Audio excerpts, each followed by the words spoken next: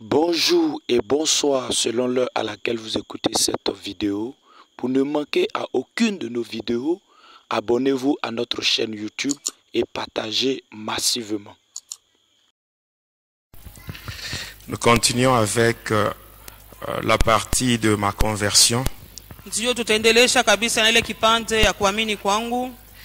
La fois passée, on s'était arrêté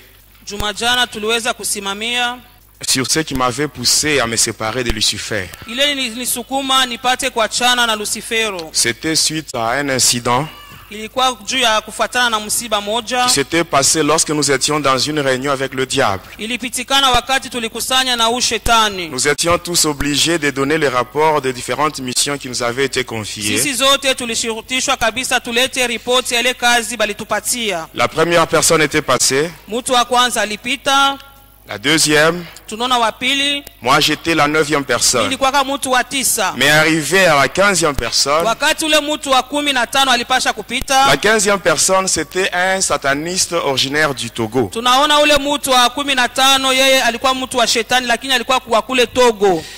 Amen. Amina. Quand il devait donner le rapport de sa mission, il avait dit qu'il avait connu un échec.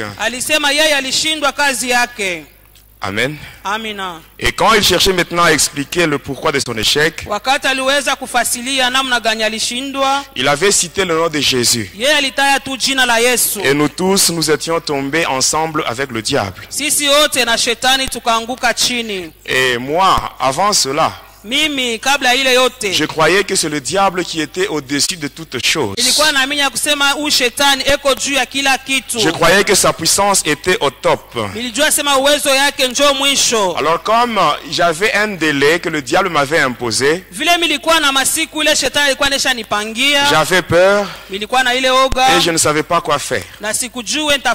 Alors lorsqu'il était tombé, juste parce qu'on avait prononcé le nom de Jésus, à ce moment-là, je m'étais dit, quand j'étais de retour à Likasi, je m'étais dit ceci. Donc cet homme, quand il me parle qu'il est au-dessus de toutes choses, à partir de ce qui vient d'arriver, j'ai fini par comprendre qu'en dehors du diable, il y a une puissance qui est au-dessus de celle de Lucifer. Et cette puissance, c'est la puissance du Seigneur Jésus. Amen, amen. Amina. Nous continuons aujourd'hui avec ma conversion. Mais le vendredi, je vais vous parler sur ma délivrance. Ce qui m'était arrivé le 20 décembre de l'année 2003. Le 20 décembre 2003. Lorsque j'étais mort. Et on se préparait déjà pour aller m'enterrer. Mais pendant ce temps-là, j'étais dans le monde astral. Plus précisément dans le séjour de mort, avec des chaînes et un cadenas au niveau de la bouche. Et tout était terminé pour moi. Amen. Amen. Quand tout était terminé, c'est là où maintenant Jésus avait pris maintenant la relève. Et c'est là qu'il m'a délivré. Ça, c'est ce que je vais expliquer le vendredi. Pour aujourd'hui, je continue avec ma conversion. Et la dernière fois, avant de terminer, je vous avais dit ceci. Ce n'était pas facile. Ce n'était pas facile pour que le diable puisse me lâcher. Avec tous les secrets que je connaissais. Avec toute la formation que j'avais reçue de sa part. Il m'avait formé pour combattre le chrétien. Pour détruire, saboter l'œuvre de Dieu. Il m'avait donné beaucoup de stratégies. Beaucoup de techniques et beaucoup de stratégies. beaucoup de techniques pour combattre le chrétien et détruire, saboter l'œuvre de Dieu. Alors quand le Seigneur, quand j'ai cherché à donner ma vie au Seigneur Jésus, le diable, sachant très bien que si cet homme est délivré et qu'il commence à dévoiler mes secrets, beaucoup d'enfants de Dieu seront affermis et beaucoup de gens seront délivrés. Alors pour cela, je ne dois pas le lâcher facilement. Faire le pacte avec le diable, c'est facile. Mais se séparer avec Satan, c'est pas une chose facile. Amen, amen. Amen. Pour aujourd'hui, j'aimerais insister sur un point. Le Seigneur Jésus a besoin de nous aider tous. Et d'une manière particulière, il a besoin d'intervenir dans ta vie. Mais toi aussi, tu dois faire quelque chose. Comme la fois passée, je vous avais dit, si tu as besoin de l'intervention du Seigneur Jésus, il faut que tu prennes le risque de dire la vérité. Et en disant la vérité, le monde n'aime pas la vérité. Le monde va te haïr à cause de la vérité. Ta famille peut te rejeter. Tes amis peuvent t'abandonner. Mais Jésus, lui, ne va pas t'abandonner. À cause de la vérité, Jésus ne t'abandonnera jamais. Parce que lui-même, il est la vérité. Et à cause de la vérité que tu vas dire, Jésus ne va pas t'abandonner. Il est l'ami fidèle. Mais bien aimé, même quand vous venez à l'église, j'aimerais vous demander une chose. Quand vous venez à l'église, il faut se dire ceci. Amen. Les hommes de Dieu, le pasteur, les évangélistes, les intercesseurs, ce ne sont pas eux qui vont donner la solution à ton problème. C'est lui qui va donner la solution à ton problème. C'est lui qui va t'accorder la délivrance. C'est le Seigneur Jésus. Le pasteur, les intercesseurs, les évangélistes, ce sont des instruments que Jésus va utiliser pour la délivrance. Amen. Quand tu es dans la détresse, demande le secours de Dieu. Et ici, j'attire aussi l'attention de ceux-là qui servent encore le diable dans la sorcellerie et qui font des histoires dans l'église. Faites attention. On ne se moque pas de Dieu. C'est que l'homme aura semé. Il va moissonner tout le temps. Et quand tu fais des choses là, ne crois pas que Dieu ne te voit pas. Il te laisse l'occasion. Que tu prennes, que tu saisisses cette occasion pour changer. Mais si tu continues comme ça, dans l'église de Dieu, sache qu'un jour, lorsque Dieu va dire trop c'est trop, Dieu va te frapper, tu seras humilié. Même les gens qui te respectent, vraiment tu n'auras plus de valeur. Amen. Lisons la parole de Dieu. Le premier livre, nous lisons le livre des Psaumes, le chapitre 60 et le verset 13. Le deuxième livre, nous lisons l'épître de Paul aux Galates, le chapitre 6 et le verset 7. Le dernier livre, c'est le livre d'Ésaïe, le chapitre 66 et le verset 16. Psaume 60, verset 13, nous lisons au nom de Jésus. Donne-nous du secours contre la détresse. Le secours de l'homme n'est que vanité. Galates 6, verset 7, nous dit ceci. Ne vous y trompez pas. On ne se moque pas de Dieu. Ce qu'un homme aura semé, il le moissonnera aussi. Ésaïe 66, verset 16, nous dit ceci. C'est par le feu que l'Éternel exerce ses jugements. Et c'est par son glaive qu'il châtie toute chair. Et ceux que l'Éternel tuera, ceux que tuera l'Éternel seront en grand nombre. Amen. Amen, amen. Lorsque j'étais rentré de cette fameuse réunion qu'on avait eue avec le diable et qui a fini par l'incident où le diable était tombé ensemble avec nous lorsque le nom de Jésus était prononcé dans ce monde-là. Alors, quand j'étais rentré, je savais que le diable m'avait imposé un délai. Et il m'avait dit que le délai devait prendre fin le 5 février de l'année 2003. Or, on était déjà à la fin de l'année 2002. Alors, qu'est-ce qui s'était passé? Arrivé l'année 2003. Amen. Je m'étais dit ceci. Comme on a cité le nom de Jésus, là où nous étions, et que tous ensemble avec le diable nous étions tombés par terre. Alors je dois me rendre là où on cite ce nom-là. Et là je verrai les hommes de Dieu. Ils vont prier pour moi en citant ce nom-là. Et ainsi les démons qui sont en train de me déranger vont prendre fuite. Et ainsi que c'était passé, un jour, j'avais rencontré un ami. Son nom c'est le frère Thierry. Alors il m'avait conduit chez son pasteur. C'était à Likasi dans la commune de Kikula sur l'avenue Tanganyika.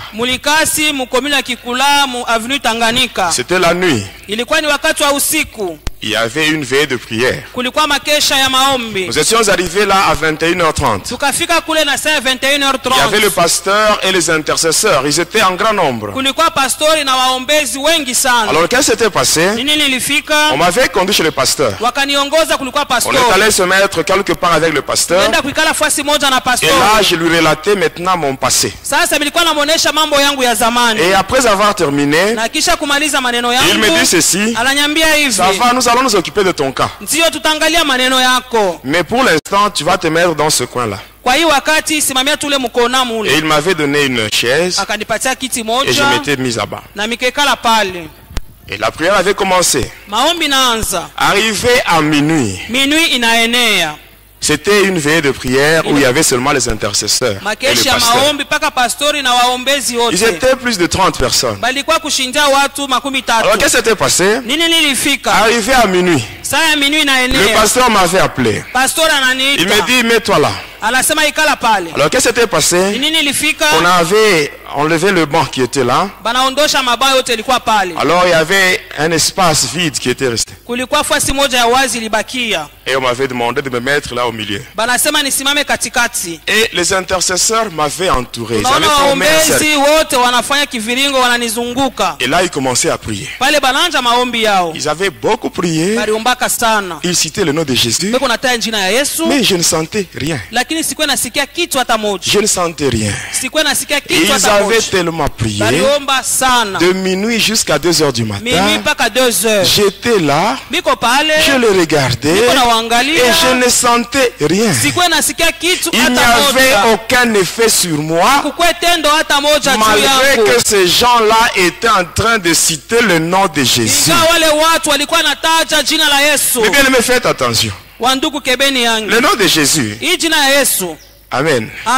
Quand ce nom-là est cité par une personne qui vit dans le péché, il n'y aura rien. Mais si ce nom-là est cité par une personne qui marche dans la crainte de Dieu, et là automatiquement il y aura des effets. Ces gens-là priaient et à la fin ils étaient fatigués. Le pasteur allait se mettre devant la porte. pastor anaenda kuikala kule kumulango. Alors eux, les intercesseurs, ils continuent à prier. Waombezi wanaendelea na kazi yao. Pendant qu'ils priaient, wakati walikuwa naomba, ils étaient fatigués. Bakachoka. Et comme ils voyaient qu'il n'y avait rien sur moi, vile baliona kuna kitu kinafanyika juu yangu, alors ces gens-là commençaient maintenant à me donner 2 coups de poing au nom de Jésus. Sasa bakaanza kunipika makofi katika jina la Yesu. On me donnait des coups au nom de Jésus. Wananipika mangumi katika jina la Yesu. Mais pendant qu'ils me donnaient des coups, wakati walikuwa napika mangumi, mais je sentais comme s'ils étaient en train de me gratter. Nilikuwa nasikia kama beko nanipalula kwa pamwili. J'ouvre les yeux. Ninafungua macho yangu. Je regarde les intercesseurs qui m'entouraient. Ninaangalia wale waombezi walikuwa wananizingira. Ils étaient tous nus. Wote walikuwa uchi bila mavazi. Sans habit. Bila vazi hata moja. Si tu ne marches pas dans la crainte de Dieu, si tu n'as pas une vie de sanctification, ne t'hasarde pas de chasser les démons, mais tu vas faire la honte du nom de Jésus. Amen, amen. Amina. Alors quand ces gens-là me frappaient, alors là j'étais fâché, j'étais énervé, et je me disais à moi-même, le fait de venir ici et dévoiler tous mes secrets, c'est une trahison vis-à-vis du diable. Alors comme il n'y a rien, lorsque je vais rentrer chez moi, on va sérieusement me frapper. Et avant que je sois frappé, et là, alors là, je commence d'abord à faire frapper ces gens. Bon, je vous dis la vérité. Vous voulez que je puisse sauter cette étape? Je vous dis la vérité, hein, c'est que c'était passé. Alors là, je commençais à donner des coups. Ce n'était même pas des coups que je donnais sérieusement. Je poussais seulement ces gens. Et quand je poussais, ils sautaient pour tomber sur des bancs. Les bancs étaient cassés. Et là, j'étais sorti. Je suis sorti de l'église. Tel que j'étais. Quand j'étais arrivé chez moi, les esprits méchants m'attendaient. Et là, on m'avait sérieusement tabassé. On m'avait frappé. Et là, je saignais. Dans les narines, la bouche, même dans les oreilles. Et le lendemain matin, je m'étais dit, je dois encore chercher d'autres serviteurs. Malgré qu'on m'avait frappé, moi-même, j'étais allé voir un autre serviteur. Vous savez, bien aimé, si tu as besoin d'être délivré, toi-même, c'est toi la première personne qui doit manifester la volonté d'être délivré. Il ne faut pas qu'on puisse te forcer. Amen. On m'avait frappé la nuit. Mais le lendemain, j'étais encore chez notre serviteur. Il y avait un frère qui m'avait conduit sur l'avenue Sankuru. J'arrive là-bas. Il y avait un monsieur là, un pasteur là. Il avait son nom, mais à la fin, on a ajouté Fire. Je ne dis pas son nom. Alors quand j'étais entré là, qu'est-ce qui s'était passé? C'était un mercredi. Sur l'avenue Sankuru. Dans cette église-là, comme toiture, il y avait une bâche. Alors comme mur, c'était de nattes qu'on avait placé là. Il y avait beaucoup de gens. J'étais entré. J'avais vu le pasteur. J'avais causé avec lui. Il m'a dit ça va, il n'y a pas de problème. Va te mettre là au fond sur une banquette. Et j'étais allé là-bas et je m'étais assis. Et qu'est-ce qui s'était passé? Il a commencé à prêcher. Après la prédication, il devait maintenant conduire la prière. Il a demandé à ce que tout le monde se tienne debout. Alors quand tout le monde était debout, et le pasteur maintenant avait commencé la prière. Il avait donné un sujet de prière. Et les fidèles étaient plongés dans la prière. Et lui, il était en train de circuler. Il arrive là où j'étais, là au fond. Pendant que les autres étaient en prière. Il arrive là où j'étais. Il se tient devant moi. Il me dit, frère, je viens de voir un blanc derrière toi. Il dit, ah bon, derrière moi il y a un blanc. Bon, comme tu as tué, c'est toi qui as vu ce blanc. Tu peux l'enlever de là, tu peux le faire sortir de là. Mais bien aimé, il y a des farceurs. Surtout ceux-là qui travaillent pour leur poche et pour leur ventre. Les farceurs. Et ils sont vraiment nombreux. Et ce sont ces gens-là qui rendent même les sorciers incrédules.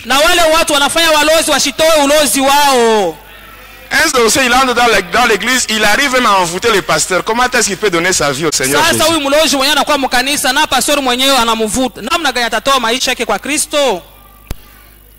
Amen. Amina. Si tu n'as pas été appelé par le Seigneur Jésus, tu dois seulement te mettre dans le pourtour comme tout le monde.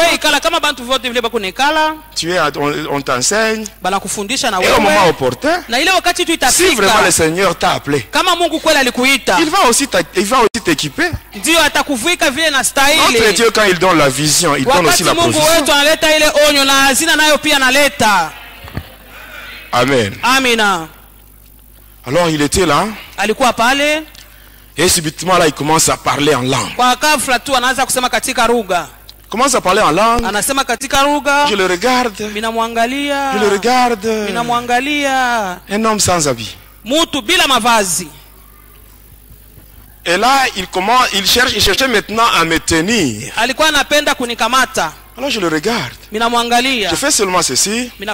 Avec ma main, je le touche seulement. Je ne l'avais pas poussé. Je l'avais juste touché. Et juste quand ma main avait touché son corps, le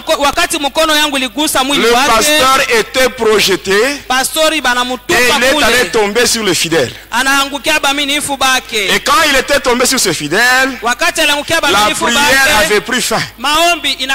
La prière avait pris fin. Et les intercesseurs commençaient à déplacer les bancs. Et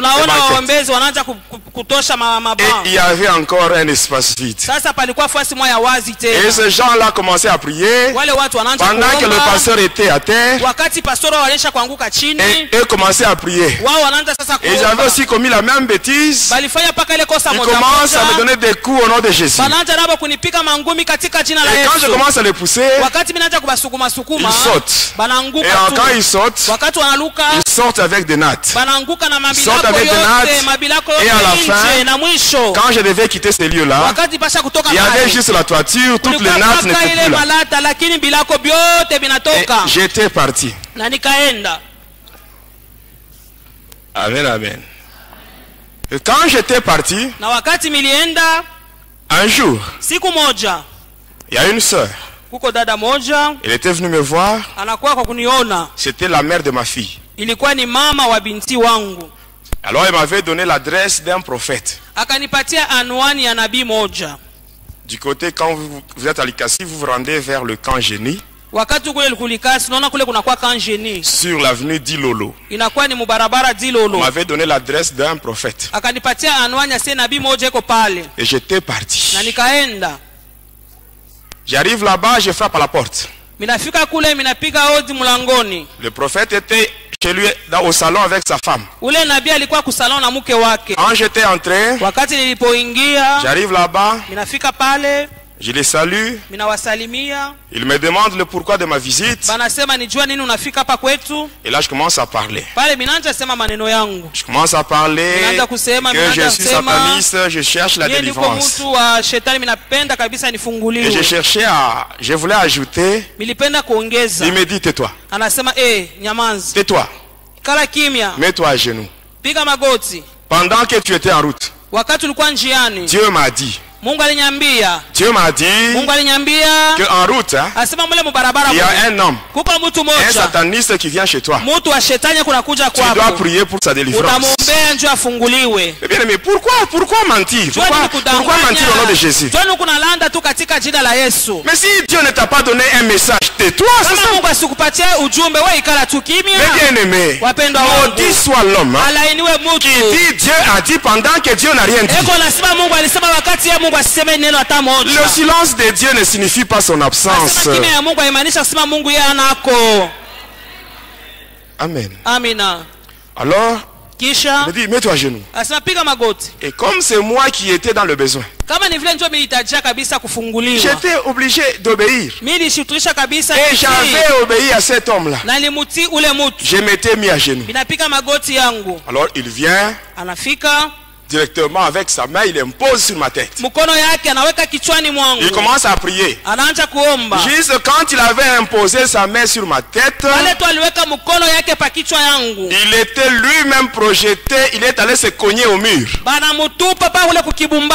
Et quand il s'était cogné au mur, il se relève, il prend sa femme par la main, il ouvre la porte, et les deux prennent fuite. Et il me laisse seul dans la maison.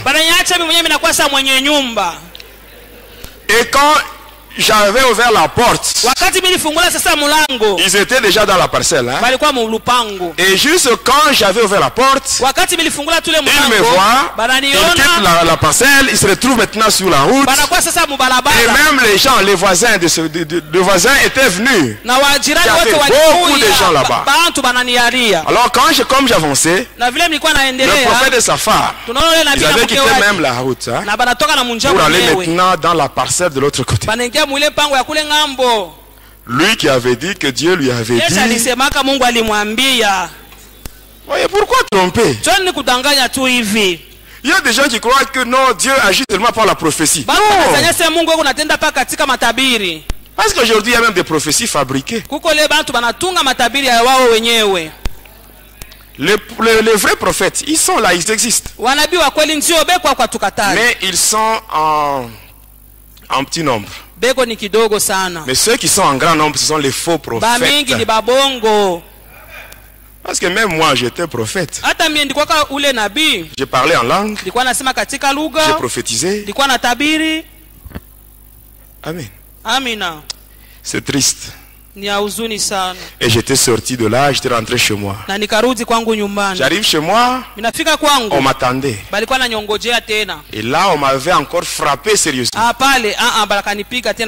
J'étais resté chez moi. 2 jours plus tard, il y avait un autre frère qui était venu me voir. Et il me donne l'adresse d'un autre prophète.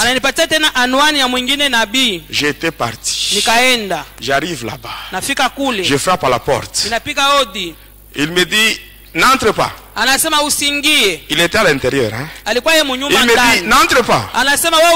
Commence par enlever tes souliers. Parce que ici, tu es sur un lieu saint. Enlève tes souliers vite. J'avais enlevé mes souliers. Et après j'étais entré. J'entre dans le lieu saint. Je me retrouve dans le lieu saint, il y avait la natte. Et il me dit, mets-toi là. Et je m'étais assis sur la natte dans ce soi-disant lieu saint. Étant là-bas, et le prophète commence à prier. Il prie en langue. Et pendant qu'il priait, il était en train d'invoquer les démons. Bon, comme moi j'étais sataniste, j'étais déjà familiarisé avec les démons. Quand quelqu'un invoque les démons, pour moi ce n'était pas difficile de découvrir. Il invoque les démons, je sens. Et après je le regarde, un sataniste de niveau vraiment très bas par rapport à moi. Alors je me lève, je dis, toi, Tu oses faire ça sur moi. J'avais fait ce geste. Je fais ça sur son visage. Je cache ça derrière moi. Et je crache sur lui. Et j'étais parti. 2 jours plus tard, le prophète était mort. Et par après, j'ai continué toujours. Et après, on m'avait donné l'adresse d'une autre église en ville. J'étais allé là-bas. J'arrive à l'église. L'église était dans la même parcelle avec la maison du pasteur. J'étais entré. J'entre seulement dans l'église. Je cause avec le pasteur. Il y avait des mamans là, les intercesseuses. Et après le pasteur me dit, aujourd'hui, tu seras délivré. Et quand il me dit ça, j'étais content. Après quelques minutes, j'entends des bruits comme le hurlement du cheval. Alors quand j'avais juste entendu ce bruit là, alors là j'étais mal à l'aise. Parce que c'était un démon qui répond au nom de Karavanda, qui est le secrétaire du dragon de la mer. Alors il était descendu dans l'église avec son fouet. J'étais là debout. Je ne faisais rien. Mais je voyais le pasteur et les intercesseuses, les mamans. Karavanda avec son fouet, il le fouettait sérieusement. Et ne voyait pas celui qui le fouettait. Et ils avaient pris fuite. J'étais resté seul dans l'église. Les pasteurs étaient allés chez lui. Il prend de l'eau dans une casserole. De l'eau chaude. Il vient avec ça dans l'église. Il entre. Je sais seulement de bouger. Il lance ça sur moi. C'était de l'eau chaude. Alors quand j'avais essayé de bouger, il laisse là la casserole. Il sort en courant. Et j'étais resté seul. Et après, j'étais mouillé. Parce qu'il avait versé de l'eau sur moi. J'étais mouillé. Et là je sortais de la parcelle. Alors quand je sortais, il me dit frère, arrête-toi. Alors je m'étais arrêté. Il vient. Il me dit ceci. Frère, Dieu m'a dit. Dieu vient de me dire que pour ta délivrance, il faut faire la sélection. Il faut faire une coalition de 10 pasteurs. Un seul pasteur ne peut pas prier pour toi. Mais bien aimé, ça c'est la folie. C'est la folie. Amen. Tu peux être seul. Tu peux être seul face à 100 ou à 1000 satanistes. Ils ne peuvent rien faire contre toi. Parce que ceux qui sont avec toi sont en plus grand nombre que ceux qui sont avec eux. Mais c'est ce qui s'était passé quand les Syriens étaient allés vers Élisée. Son serviteur Géasi était en train de trembler. Parce qu'il avait vu les troupes des ennemis. Et Élisée lui avait dit, n'aie pas peur. Ceux qui sont avec nous sont en plus grand nombre que ceux qui sont avec eux. Toi seul. Toi seul. Mais Tu peux détruire ou saccager tout un bataillon de démons. Si tu es avec Jésus, si tu as la crainte de Dieu, si tu as une vie de sanctification, c'est possible.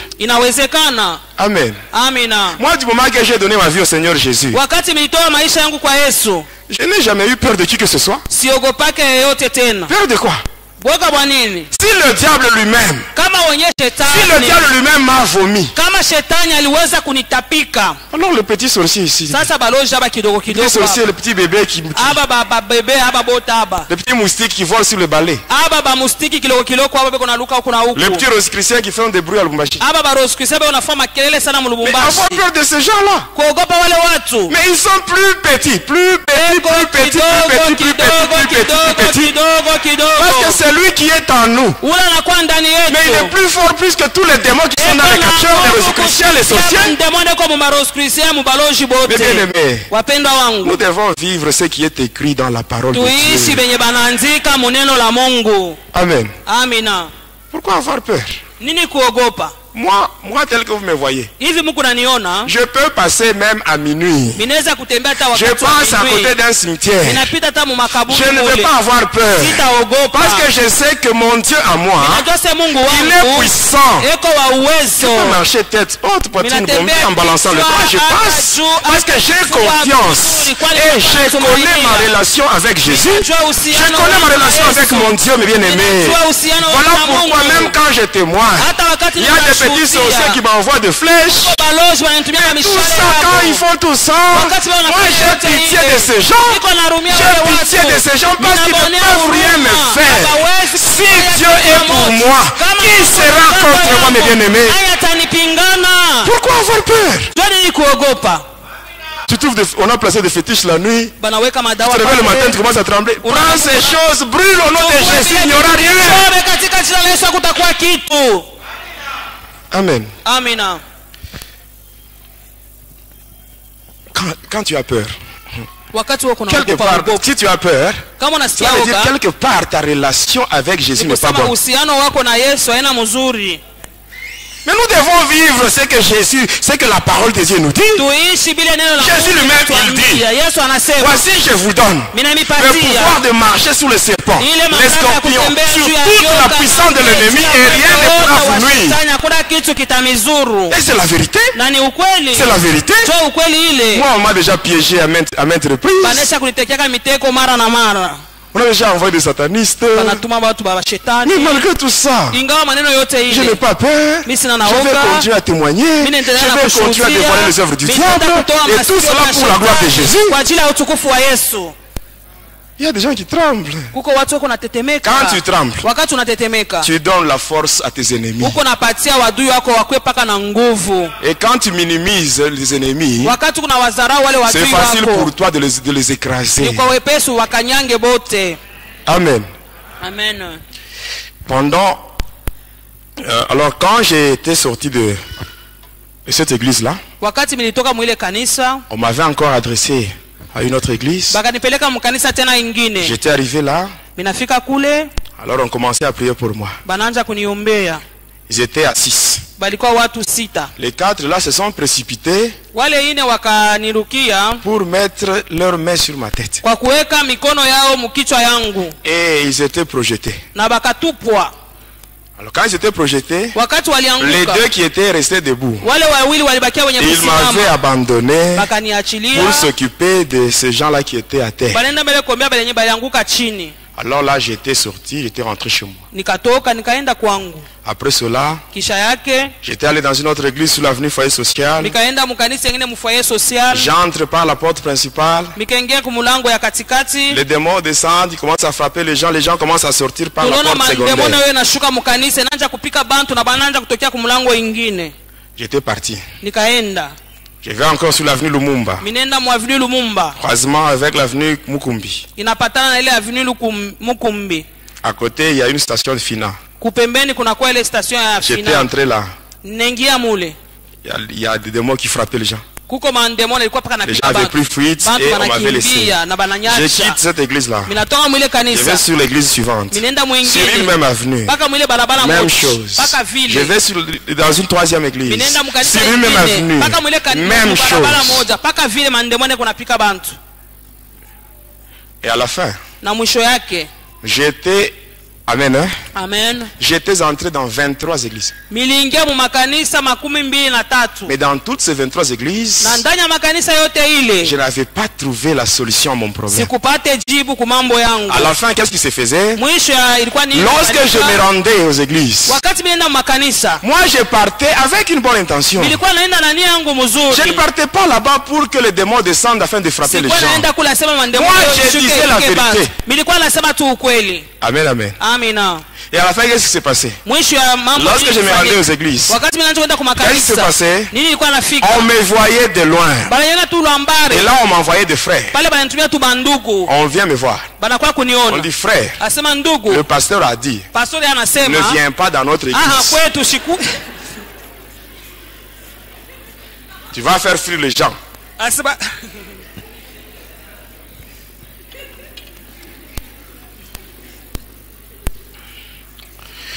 Amen. Amen. On m'est chassé. Et les on disait, cet homme-là,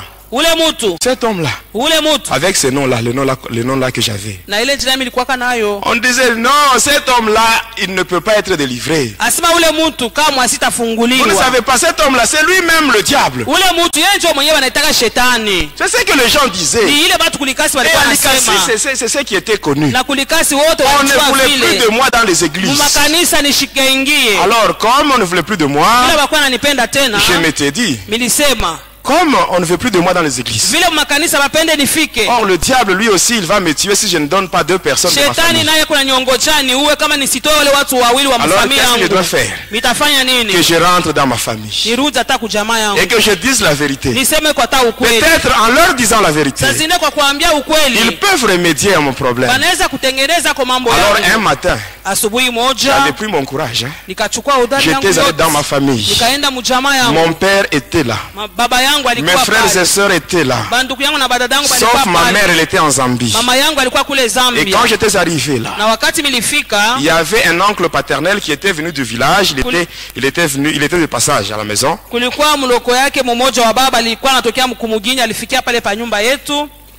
Alors quand j'étais là au salon, avec toute la famille réunie, j'avais dit ceci. Vous savez tous que je suis sataniste. Mon père m'avait dit ceci. Oui, je sais. Oui, je sais. Et ton père, c'est le diable. Oui, c'est ce que mon père m'avait dit. Parle vite. Nous avons d'autres choses à faire. Alors j'ai dit ceci. Vous savez que je suis sataniste.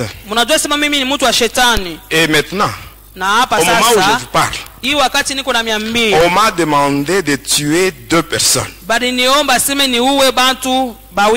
les 2 personnes qu'on m'a demandé, les 2 personnes que je dois tuer, c'est parmi vous qui êtes ici. Amen, amen. Mettez-vous à leur place. Mettez-vous à leur place. Amen. Amen. J'avais dit la vérité. J'avais pris le risque de dire la vérité. Et quand je disais cette vérité-là, je n'avais pas une mauvaise intention. Je disais la vérité. Et c'est ce qui était réel. Et avant de me répondre, alors tout le monde commençait à pleurer, hein? C'était déjà le deuil. Il n'y avait pas quelqu'un qui était mort, mais c'était déjà le deuil. Et par après, les voisins même étaient venus pour demander celui qui était mort. Et par après, mon père s'était ressaisi. Alors il a réuni tout son courage. Il me dit ceci. Ananiambia hivi. Tu vois? Unaona? Ma maison à moi. Hii nyumba yangu. Ce n'est pas un poulailler. Haina fasha wa nkuku. Ce n'est pas une boucherie. Haina fasha kuua manyama. Où tu dois prendre ce que tu veux pour ton père le diable. Ile unaweza kuchukua kwenda mpelekea baba yako shetani. Et au moment où je te parle. Na wakati niko nasema na wewe. Tu quittes ma maison. Toka mnyumba yangu. Tu quittes et sache qu'à partir d'aujourd'hui tu n'es pas mon fils. Tu n'es pas mon enfant. Et ces gens que tu vois ici, ils ne sont pas tes frères ni tes sœurs. Alors tu dois aller. Tu dois quitter ma maison. Il appelle son jeune frère. Il lui fait une lettre. Et il lui dit, tu dois rentrer au village. Et lorsque tu seras là-bas, tu leur diras, s'ils apprenaient qu'il y a deuil à Likasi, qu'ils sachent que c'est cet homme ici qui vient de tuer. C'est ce qui s'était passé. Et là, je ne savais pas, je ne savais plus où aller. J'étais sorti de ma famille, chassé de ma famille. Les églises ne voulaient pas de moi. Ma famille m'avait rejeté. Tous les amis que j'avais, ils m'avaient abandonné. Tous ces amis à qui je payais la bière, ils n'étaient plus là. Et j'étais resté seul. Seul. Et je souffrais. Je souffrais. J'étais sorti de là. Je ne savais pas où aller. Je n'étais pas tranquille. Et là, j'ai resté au marché. Moi, je dormais au marché. En dessous des étalages. C'est là où je dormais. Moi qui servais le diable. Moi qui avais servi le diable pendant 25 ans. Moi que le diable avait demandé d'appeler papa. Mais ce jour-là, lui qui était mon papa, il m'avait abandonné. Mes bien-aimés, dans le moment de détresse, demandons le secours de Dieu. Le secours de l'homme n'est que vanité, mes bien-aimés. Et j'étais triste. Et là je prenais tous les drogues nécessaires pour chercher à avoir la paix, mais c'était sans succès. Et pour finir, je m'étais trouvé une maison sur l'avenue Shaba. Et je m'étais installé là-bas. Et une nuit je dormais. Alors là, vers 4 h du matin, j'avais entendu des bruits. Des gens qui criaient. Et quand j'étais sorti, il y avait un cas de vol. Alors on avait dit que le voleur avait pris la direction, il avait pris la direction qui allait vers la droite. Alors ensemble avec ceux-là qui étaient là, on commençait à poursuivre le voleur. Et comme on ne l'avait pas trouvé, on était rentré.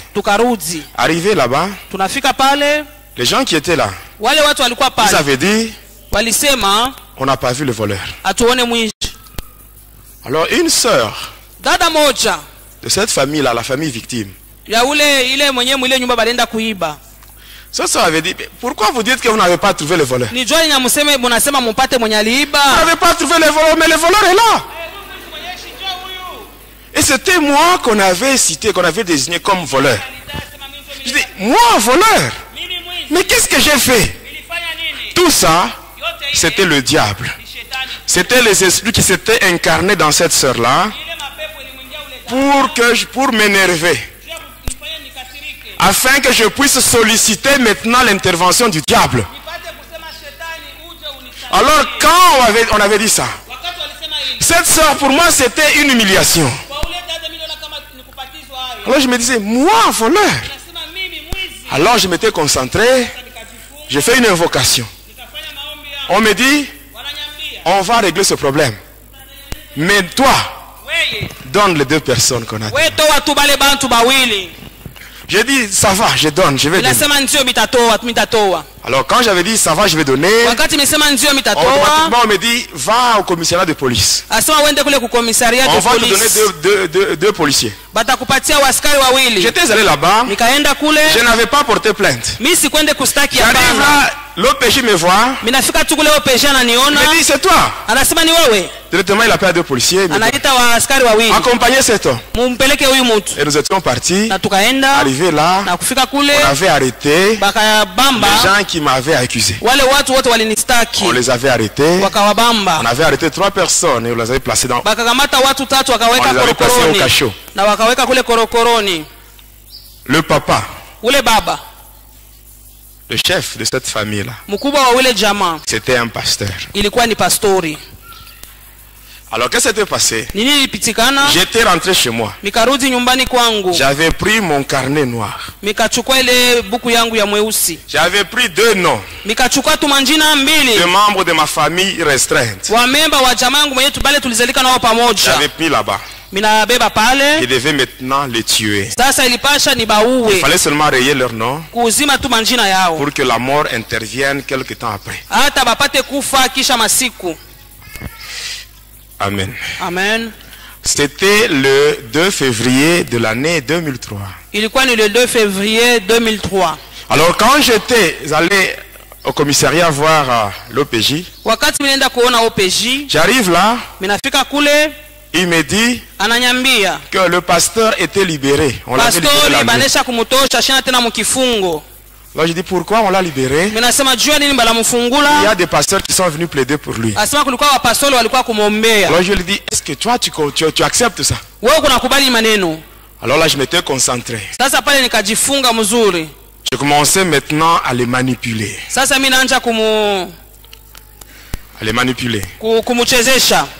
Et là je commence maintenant à lui dicter. Je commence maintenant à communiquer avec lui par télépathie sans le savoir. Je commence à faire la transmission de mes pensées dans sa tête à partir des esprits. Il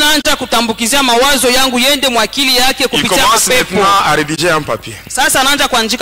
Et il prend le dossier, il transfère cela au parquet. C'est ainsi que ce papa-là, on l'avait pris de chez lui et on l'avait conduit au parquet. Et maintenant le 3 février, je devais me rendre au parquet. Et quand j'étais arrivé là, ce papa était là. Il tremblait. Le pasteur là. Il me suppliait. Moi je le regardais. Je dis moi, pardonnez cet homme. Pendant que, à cause de cet homme et sa famille, j'ai décidé de tuer 2 membres de ma famille. Il doit mourir aussi. Et pendant que j'étais là, j'attendais le magistrat. Et quelques temps après, il y avait le magistrat. C'était le magistrat Kasongo. Kasongo de Likasi. Il était venu, il m'avait appelé dans son bureau, il m'avait entendu, et après il m'avait dit, tu as raison, tu as raison, cet homme ici, il doit payer. Et là j'étais content. Et quand j'étais sorti, il y avait un papa qui était passé par là. C'était l'oncle paternel à la mère de ma fille. Et quand il m'avait vu, il me dit, non, le pasteur ici, c'est un papa très bien.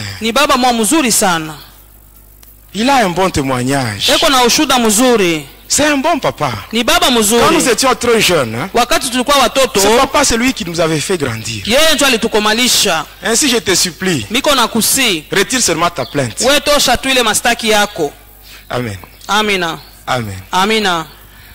C'est tel que tu es là. Amen. Amen. Tu dois savoir à bien vivre avec les gens. Parce que ce papa là, Amen. Amen. À cause de son passé. À cause de ce qu'il faisait dans son passé, il y a eu un homme qui est venu parler à sa place. Et quand ce papa me parlait, je ne sais pas ce qu'il m'avait poussé. Je dis ça va. J'entre dans le bureau du magistrat. Je lui dis bon ça va, je retire ma plainte. Veuillez libérer ce papa. Alors lui me dit ça va, comme toi tu as été ta plainte, mais moi en tant que magistrat il doit aussi me donner l'argent comme amende de l'État. Il dit ça va, ça c'est ton problème. Entre toi et lui. Moi et ce papa c'est terminé.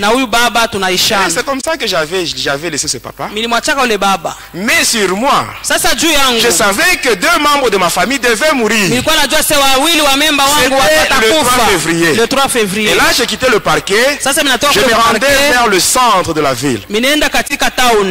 Et pendant que j'évoluais, j'avais un colis. Et dans ce colis, il y avait un flacon. Et dans ce flacon-là, il y avait un mélange du sang humain avec le parfum Hausarabia. Il y avait un livre qui avait la mention les plus grands secrets de Lucifer. Il y avait un crucifix. Et il y avait aussi un mouchoir que j'avais reçu lorsque j'avais adhéré dans l'ordre de Primacuria au sein de la magie indienne.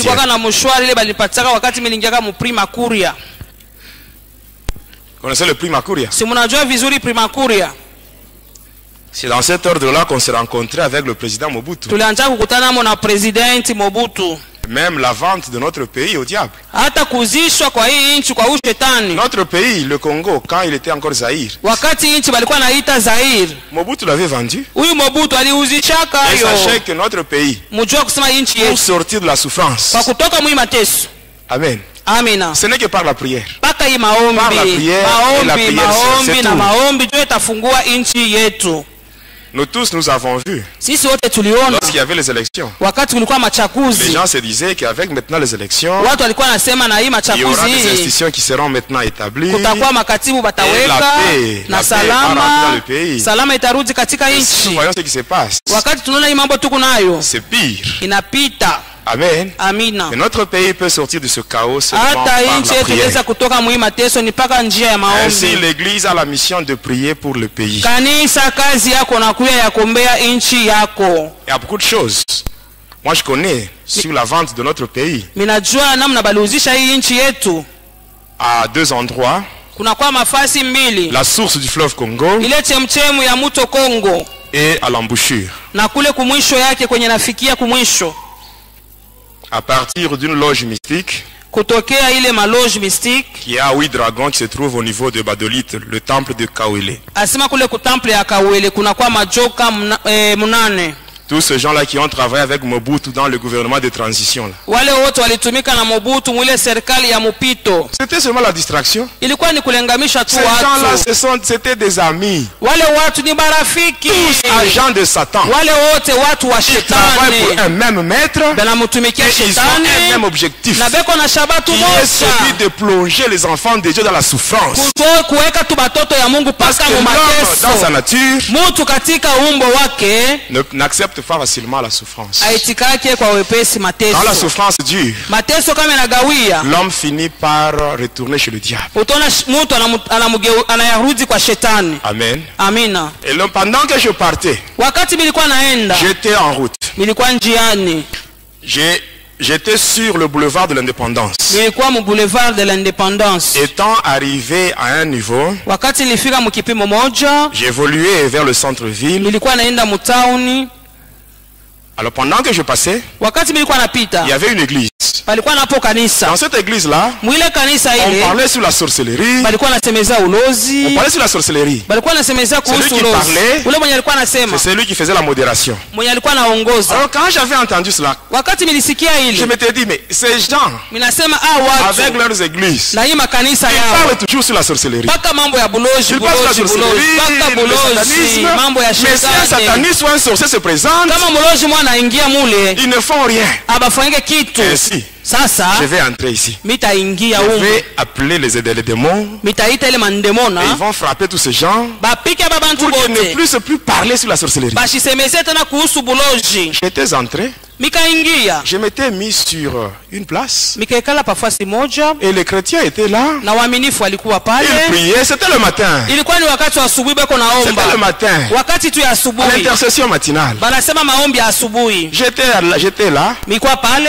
Et après, l'homme là qui devait conduire la prière, il dit ceci: vous tous qui êtes assis, quittez vos places et venez vous mettre ici. J'avais laissé mon colis là-bas et j'étais venu ensemble avec les vrais chrétiens. J'arrive là, je me mets à genoux. Tout le monde était à genoux. On avait donné une requête et les gens priaient les yeux fermés. Moi aussi j'étais là avec les yeux fermés. Pendant que les autres priaient, moi j'ai invoqué les démons. J'ai invoqué les démons. D'habitude, chaque fois que j'ai invoqué les démons, quand les démons sont en route, je regarde dans ma main. Je vais voir apparaître l'ombre. Alors ce jour-là, j'étais à genoux. Je commence à invoquer les démons. J'invoque. Je regarde dans ma main. Il n'y avait rien. J'invoque. Je regarde dans ma main. Il n'y avait rien. Mais pendant que j'étais à genoux, je sens au niveau de la toiture une petite chaleur. Et cette petite chaleur, elle ne faisait que descendre progressivement. Et pendant que ça descendait, la chaleur augmentait d'intensité. Et pendant que ça augmentait d'intensité, ce n'était plus la chaleur. Ce n'était plus la chaleur, mais c'était le feu. C'était le feu. C'était le feu. Et pendant que ça descendait, c'était arrivé sur ma tête. Alors quand ça m'avait touché à la tête, mes bien-aimés, c'était terrible. Tel que j'étais sataniste, je suis arrivé devant un brasero. Il y a des braises là, bien allumées. Je peux introduire ma main là-bas. Je prends une braise, je ferme ma main. Et quand je ouvre ma main, vous verrez que la braise sera éteinte. Mais ces jours-là, le feu qui était descendu sur moi, ce n'était pas le feu de brasero, c'était le feu que je n'avais jamais senti. Et quand le feu descendait sur moi, ça ne s'était pas limité sur la tête, mais ça descendait dans mon corps tout entier jusqu'au pied. Et là, mon corps commençait à brûler à l'intérieur. C'était terrible. Je m'étais infiltré dans l'église de Jésus avec une mauvaise intention. Même toi, sorcier qui m'écoute, si même quand tu viens à l'église, tu fais ce que tu as toujours l'habitude de faire, sache que Dieu te voit. Il te voit. Il n'a pas peur de toi. Il te voit, mais il te laisse le temps que tu prennes la décision pour changer. Mais si tu veux demeurer dans ce que tu fais, sache que quand Dieu va dire trop, c'est trop. Dieu lui-même, la Bible dit que notre Dieu, il exerce son jugement par le feu. Et le feu de Dieu va tomber sur toi. Et ces jours-là, tu verras maintenant que Dieu, il est Dieu, il est au-dessus de toutes choses. Ces jours-là, le feu était descendu sur moi. Alors là, je me disais, cette fois-ci, je dois maintenant prendre fuite. Et maintenant, j'étais à genoux. Je faisais des efforts pour me relever.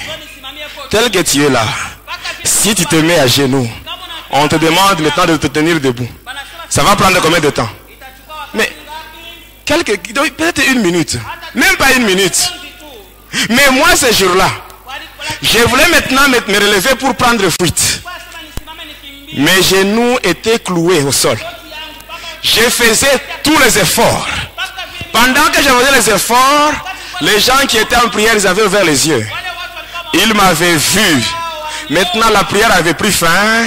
Tout le monde avait orienté sa prière vers moi.